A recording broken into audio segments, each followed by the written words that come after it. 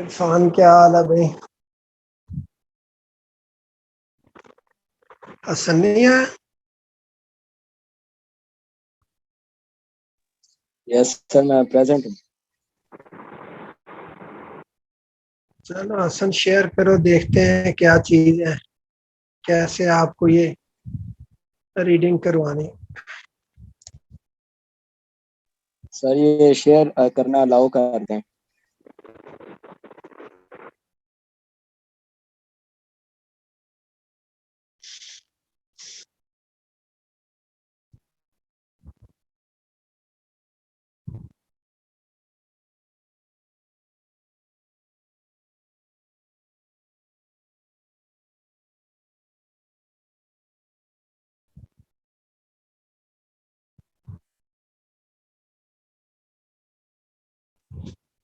हाँ, तो ये हमने एलिमेंट्री पार्टिकल के पहले पढ़ा था, इंट्रोडक्शन।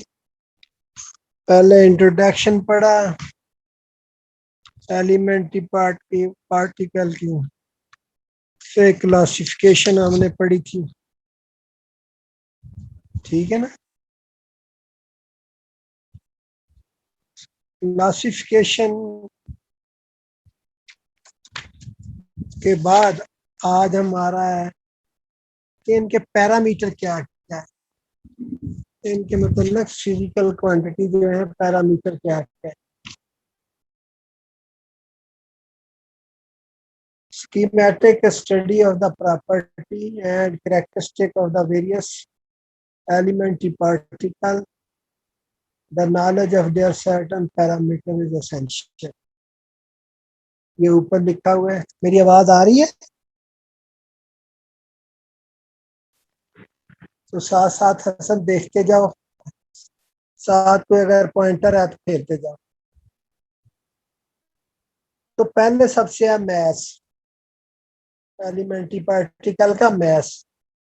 ये इसका पैरामीटर है, छोटा है, बड़ा है, कितना है, नहीं है।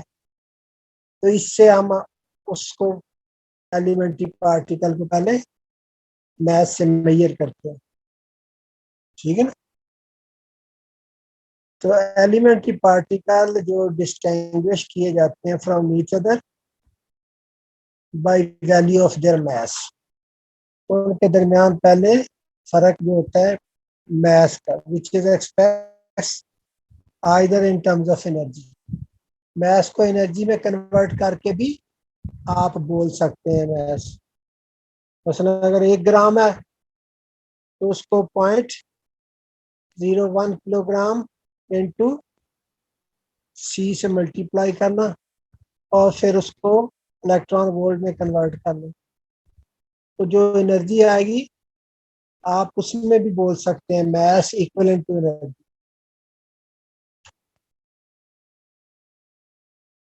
दी इलेक्ट्रॉन मैस आपको पता है कितना है, 9.11 इंटू 10⁻⁻31 किलोग्राम। उसको अगर mc² और उसके बाद अगर उसको जूल को इलेक्ट्रॉन वोल्ट में बदलेंगे तो 0.5 MeV के बराबर होता है। इलेक्ट्रॉन का जो मैस है उसको कन्वर्ट करेंगे तो एनर्जी की फॉर्म में 0.5 MeV बोलेंगे। इसी तरीके से प्रोटॉन न्यूट्रॉन, उसका मैस आपको पता है 1.67 इंटू 10⁻⁻27 किलोग्राम है। उसको भी जब बदलेंगे आप तो एनर्जी की फॉर्म में मैस को बता सकते हैं 1 BeV। तो ये तो पहला पैरामीटर हो गया।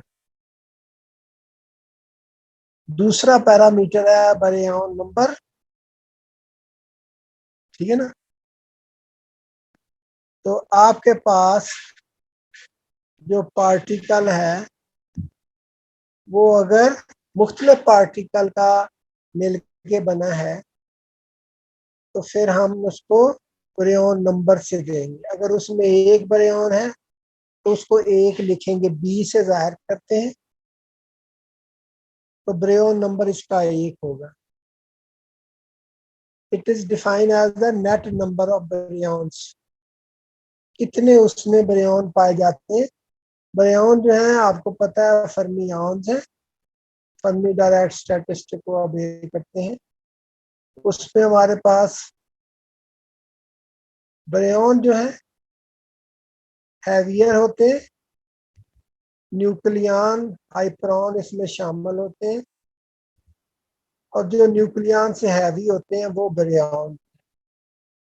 तो अगर किसी जगह के ऊपर किसी पार्टिकल में ब्रेयॉन 1 है तो बी उसका 1 होगा। तो चाहे वो न्यूक्लियन है, हाइपरॉन है, ब्रेयॉनिक रेजोनेंस, ये भी है आपके पास, तो सबका ब्रेयॉन नंबर 1 लिखेंगे। इसी तरीके से जितने भी ब्रेयॉन है उनके एंटी पार्टिकल जब लेंगे तो उनका बी जो है -1 लिखेंगे। तो for all other particle baryon number 0। अगर आपके पास मियोन है तो मियोन का अपना नंबर होगा, लेकिन उसके लिए B0 लिखेंगे।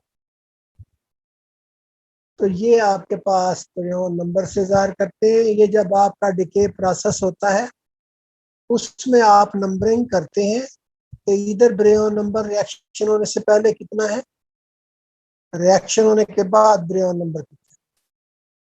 तो इस तरीके से जितने भी ब्रेयॉन्स हैं, पहले तो आपको पता होना चाहिए ब्रेयॉन्स कौन कौन से हैं, उनके बी ब्रेयॉन नंबर है, बी से जाहिर करते हैं।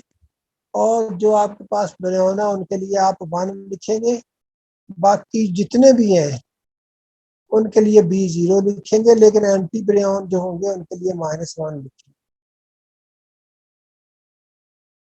इन practical terms baryon number apart from its sign is equal to the number of nucleon present or to the number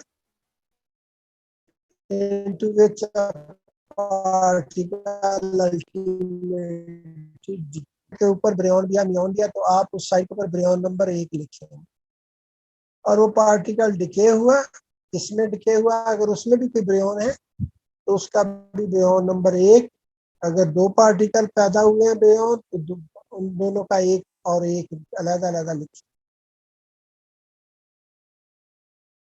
number of nucleon present to the number into which particle ultimately decays. Conservation of baryons state implies that net baryon number in any process always remain unchanged. तो इसमें ब्रेयॉन number conserve होगा। कोई भी nuclear reaction या decay process होगा तो उसमें दोनों साइड के ऊपर रिएक्शन होने से पहले ब्रेयॉन नंबर और रिएक्शन होने के बाद ब्रेयॉन नंबर अगर एक जैसे हैं तो ब्रेयॉन हम कहेंगे कंजर्वेशन ऑफ ब्रेयॉन्स। और in other words total number of baryons in the given system remain constant, या दूसरे लफ्जों में सिस्टम के अंदर ब्रेयॉन नंबर कांस्टेंट है। इसी तरीके से इलेक्ट्रॉन नंबर आपने लगाना है।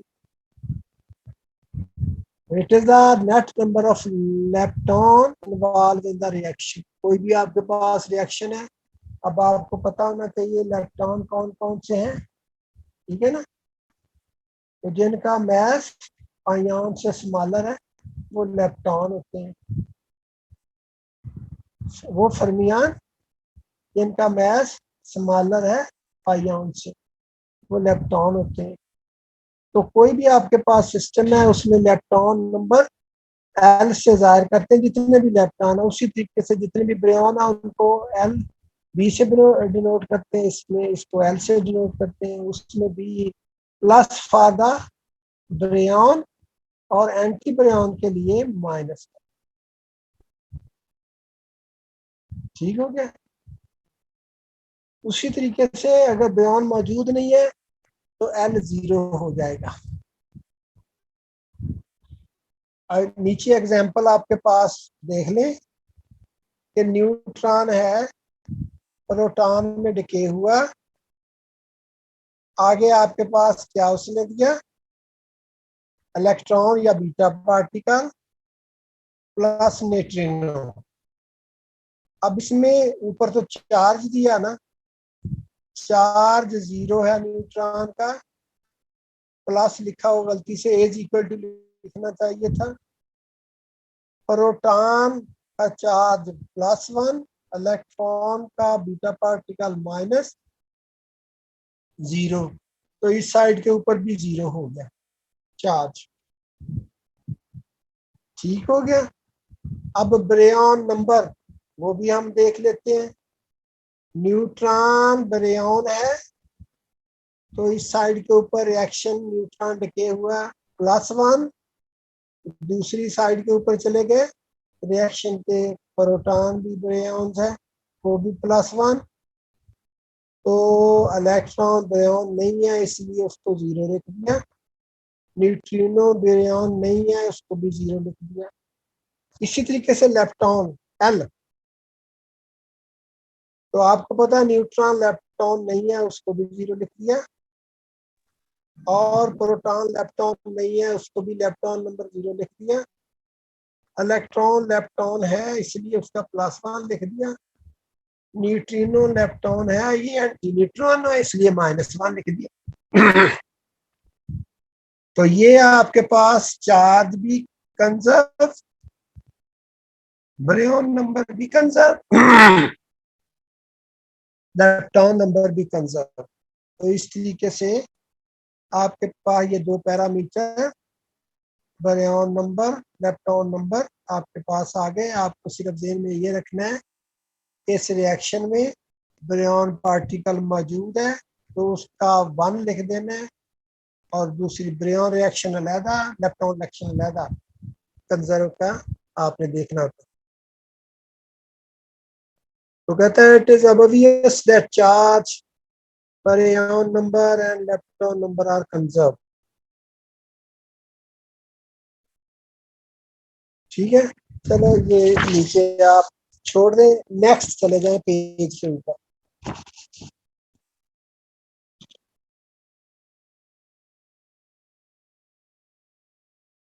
ये आपके पास आएगा मियोन नंबर, मियोन नंबर। उसी तरीके से ब्रेयॉन number, lepton number, muon number, आपने मियोन को M से डिनोट करना है। मियोन आपको पता है कि ये आपके पास क्या चीज है, ये आपके पास फर्मियान है या बोसॉन है, मियोन जो है।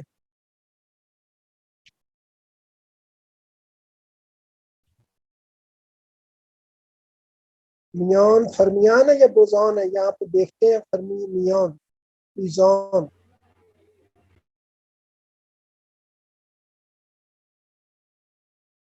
मिजॉन, मिजॉन। तो आपके पास ये मियोन नंबर भी उसी तरीके से M=1 लेना है, और अगर एंटी आपके पास मिजॉन है तो -1 लेना है। तो बाकी रिएक्शन में बाकी पार्टिकल के लिए M1 लिख देना है, 0 लिख देना है।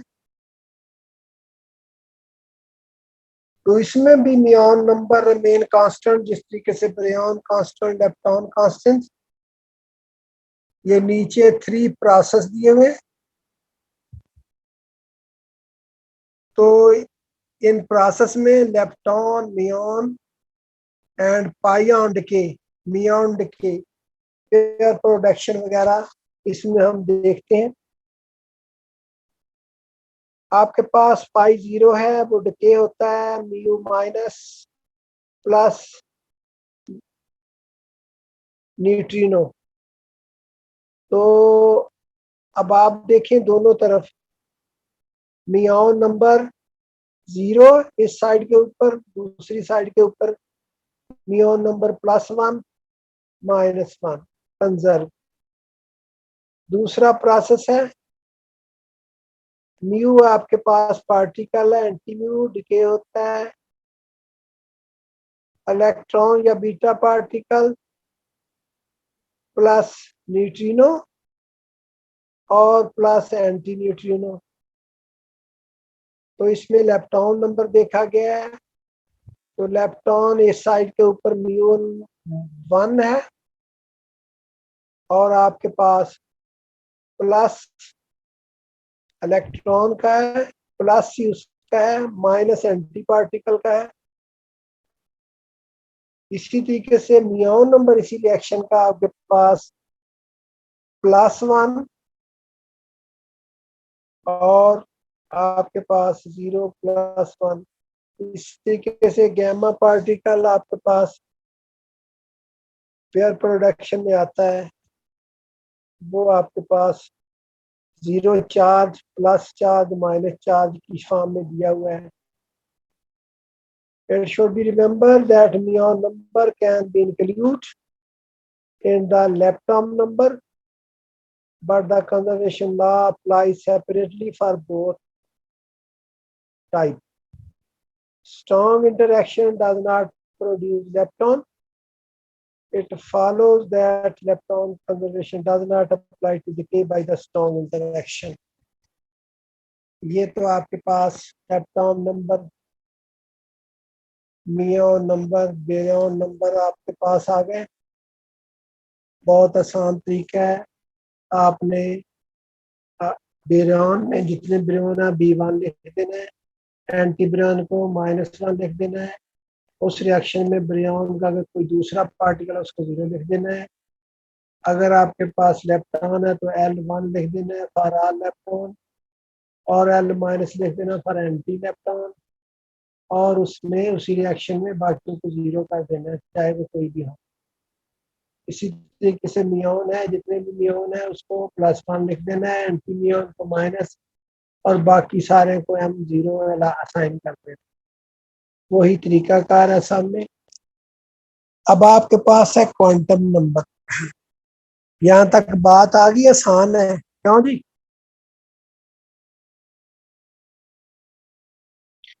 तो क्वांटम नंबर आपने मुझसे पढ़ी थी तीसरे सेमेस्टर में, फंडामेंटल ऑफ क्वांटम मैकेनिक्स, क्यों भी आसान?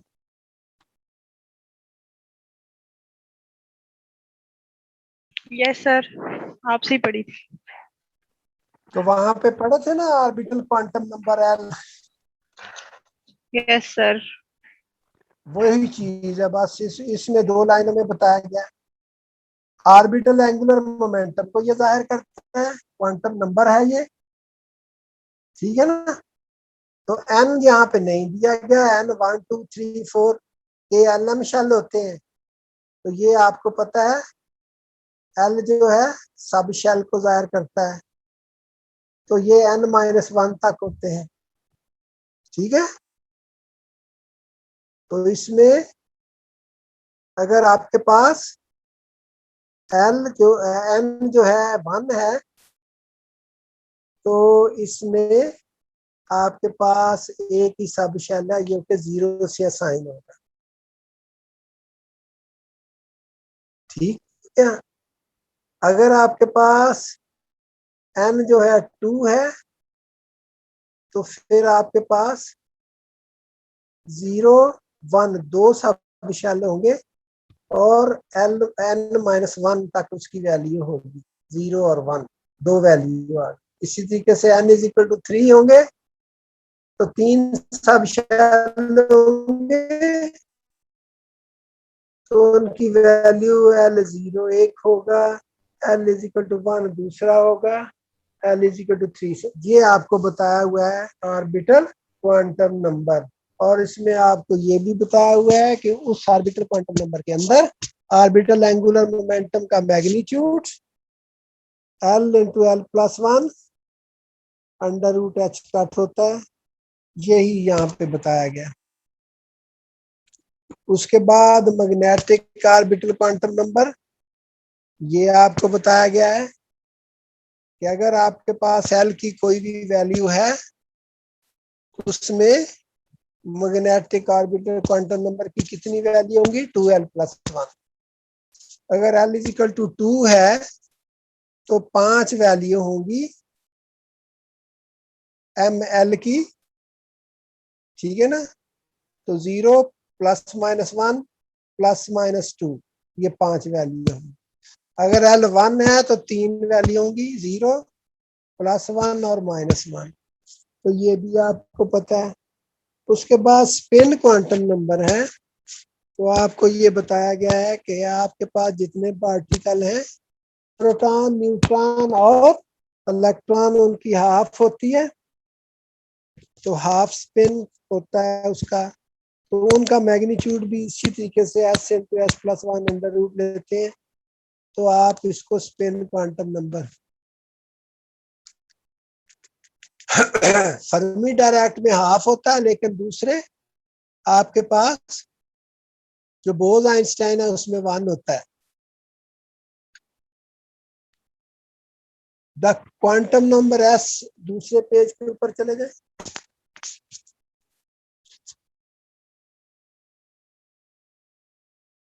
नहीं, नेक्स्ट, ये वाला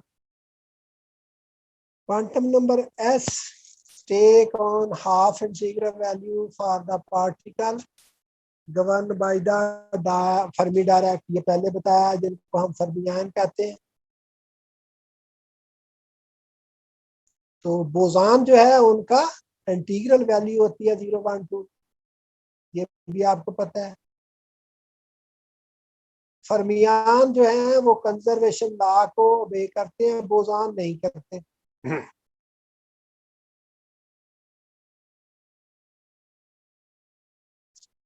तो इसी तरीके से दे कैन बी क्रिएटेड और destroy only conjunction with the antiparticle of the same class.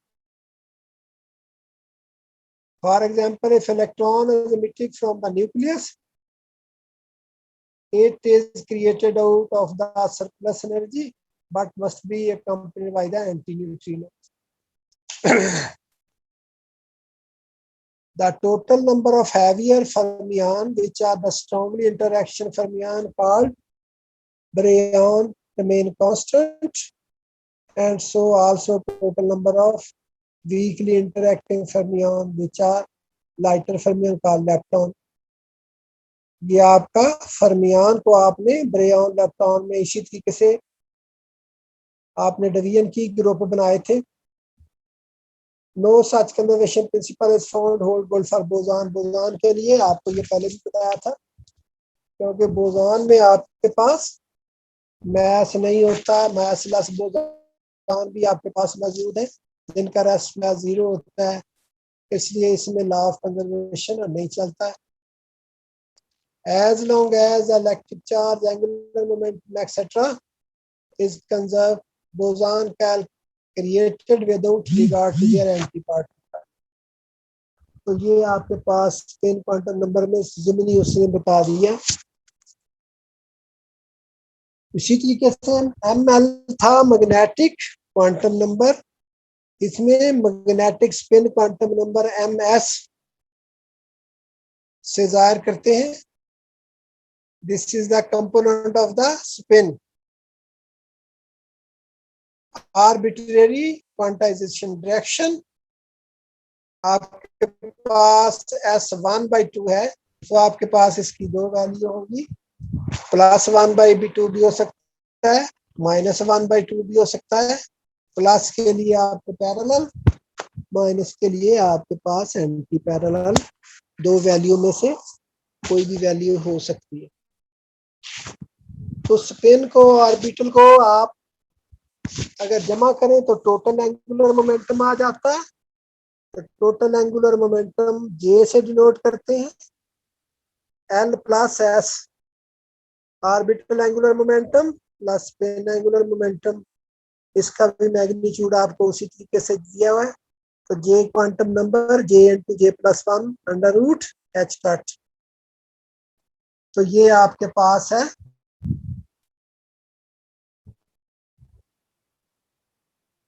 Spin quantum number, ठीक है।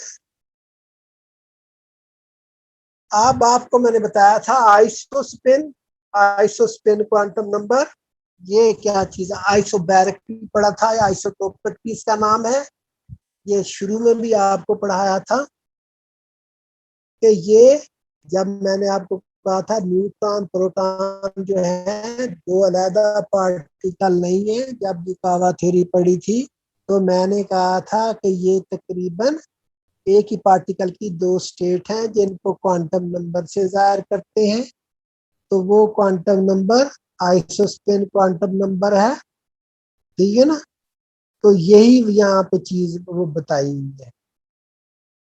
इट हैज बीन ऑब्जर्व, शुरू करते हैं पढ़ना। It has been observe strong nuclear force is independent of the electric charge. There is same force between P, between Pn and between Nn. Nuclear force charge के ऊपर depend नहीं करती। ये जो फोर्स है पीपी के दरमियान भी उतनी होती है, यानी कि प्रोटॉन प्रोटॉन के दरमियान भी उतनी होती है, प्रोटॉन न्यूट्रॉन के दरमियान भी उतनी होती है, और न्यूट्रॉन न्यूट्रॉन के दरमियान भी उतनी है। ठीक हो गया।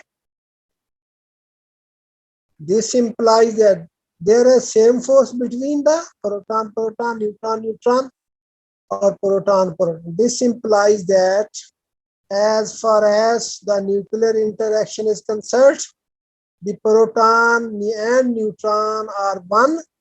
तो ये भी मैंने आपको बताया था, न्यूट्रॉन प्रोटॉन दो अलग नहीं है पार्टिकल, ये एक ही पार्टिकल है, same thing, but in different electric charge state. इसकी चार्ज स्टेट डिफरेंट है।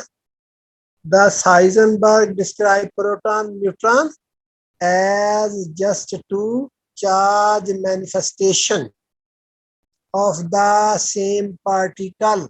सेम पार्टिकल की सिर्फ चार्ज मैनिफेस्टेशन है, यानी कि चार्ज का फर्क है। पार्टिकल एक है, स्टेट दो है चार्ज की फॉर्म में।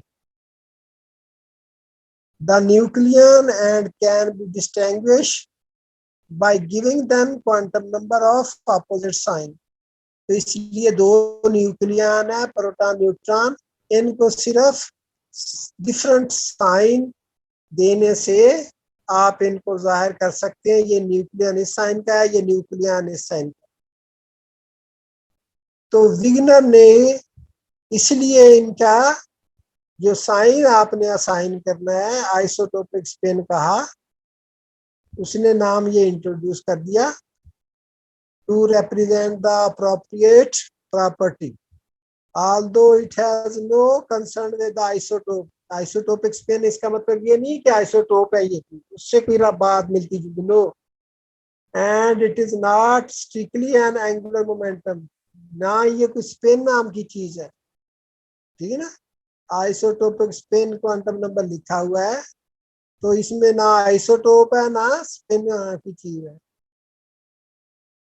It has not concern with isotope and is not strictly angular momentum, as neutron proton similar masses. Some physicists prefer to them isobaric spin. Isobaric भी इसका नाम है, आइसो स्पिन भी है, आइसोटोपिक भी इसका नाम है। नेक्स्ट पेज पे चले जाए।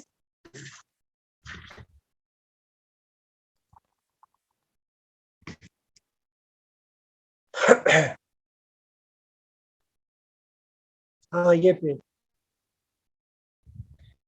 बाकी इसको समझाने के लिए ये बताया हुआ है।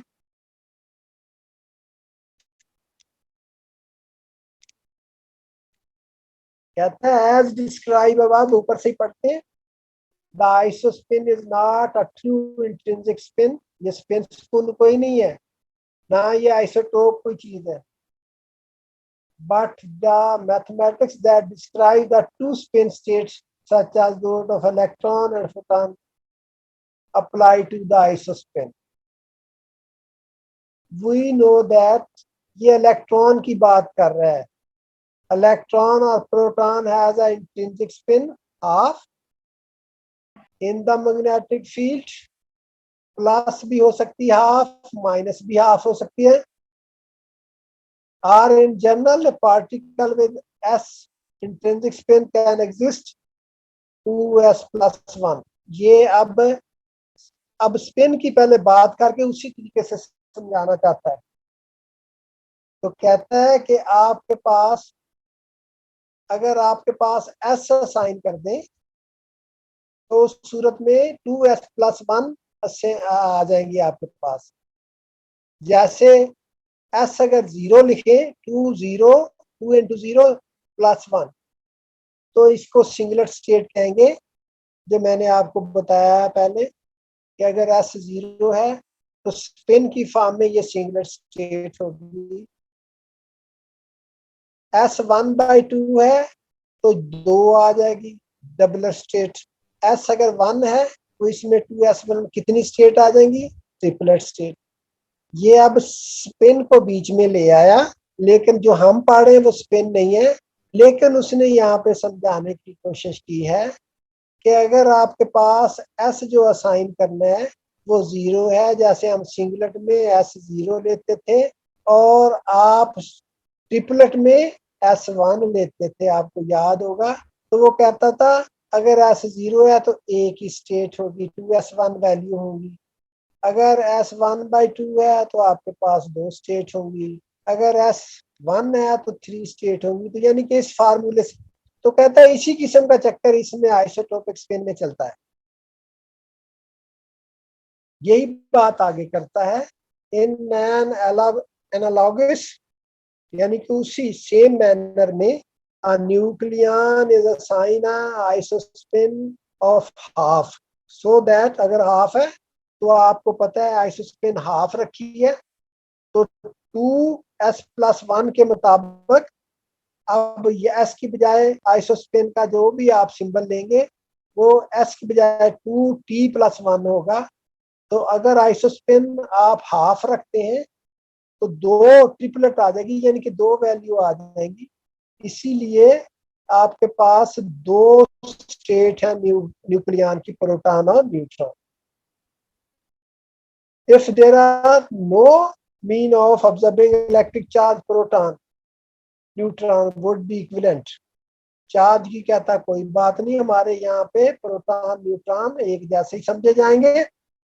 अंडर द इलेक्ट्रोमैग्नेटिक इंटरेक्शन दे का रिगार्डिंग टू चार्ज पार्टिकल, लेकिन जब हम इलेक्ट्रोमैग्नेटिक फील्ड को देखेंगे तो उस सूरत में ये 2 डिफरेंट चार्ज के पार्ट, तो उस सूरत में isospin component of half and -half. Proton neutron form है डबलेट, ठीक है ना। डबलेट का मतलब यह है कि इनका टी हाफ होगा, वैल्यू होगी 2t+1, 2 कितनी नंबर ऑफ वैल्यू, तो जब हाफ लिखेंगे 2 वैल्यू आएंगी, तो 2 वैल्यू कौन सा होगी? +हाफ और -हाफ। ये यहाँ पे समझाने की उसने कोशिश की।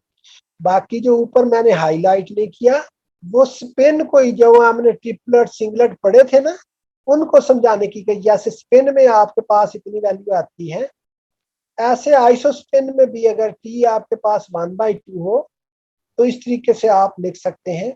आगे और पार्टिकल है जिनके लिए टी और चीज है, वो भी मैं आपको बता दूंगा। ये तो न्यूट्रॉन प्रोटॉन के लिए उन्होंने किया हुआ है, ठीक हो गया। The neutron proton form a doublet in general.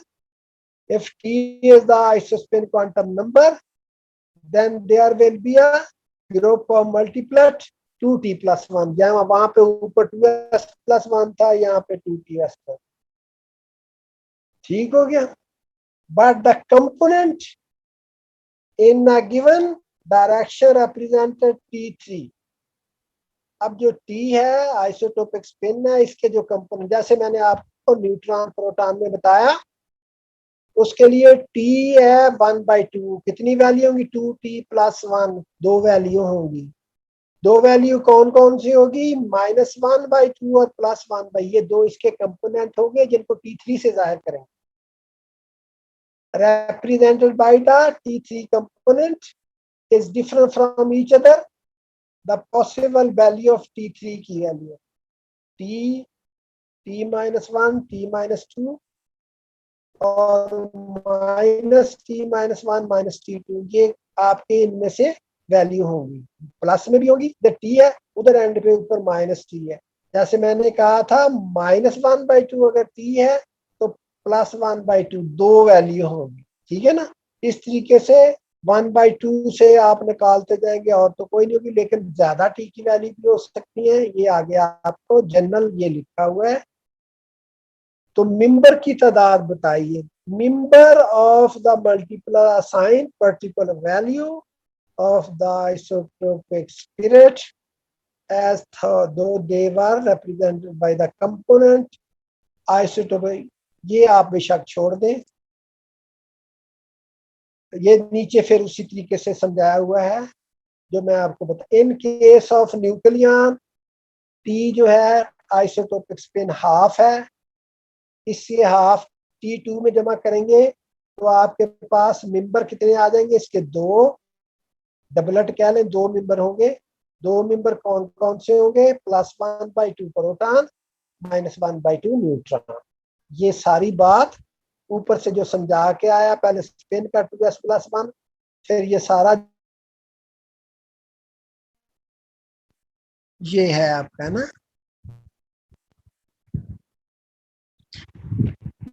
हाँ जी,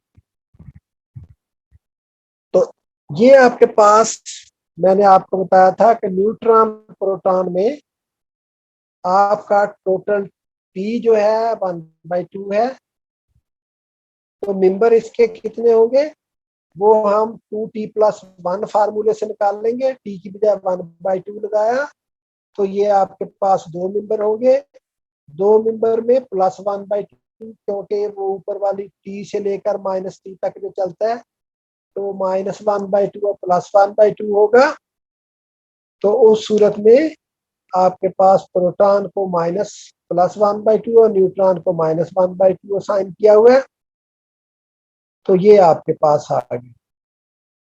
अगर T की वैल्यू 1 होगी तो उस सूरत में आपके पास मेंबर की तादाद 2T+1 मेंबर निकल आएंगे, 1 यानी कि 3 जो ट्रिपलेट। तो ट्रिपलेट में 3 आपके पास आ जाएंगे। तो सूरत में pi plus, pi zero, pi minus, ये आपके पास आ जाएगा। डबलेट में आपके पास A+A0। अगर आपके पास 1/2 है, 1 है, 0 है तो सिंगलेट होगा। ये इसी तरीके से चलता है। यहाँ तक कि आपने आज करना है, इसको फिर देख ले, कल पूछ लेना है।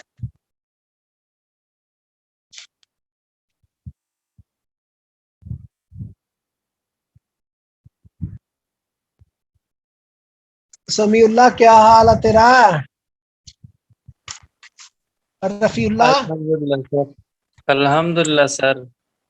तो तूने तो शक्ल बड़ी देर बाद दिखाई है, किधर पसरगोदा तो नहीं आ गए यस सर, सरगोदा आया हूँ सर। तभी? हाँ? कोई कोई बात, फोन भी नहीं हुआ, मैसेज भी नहीं आया।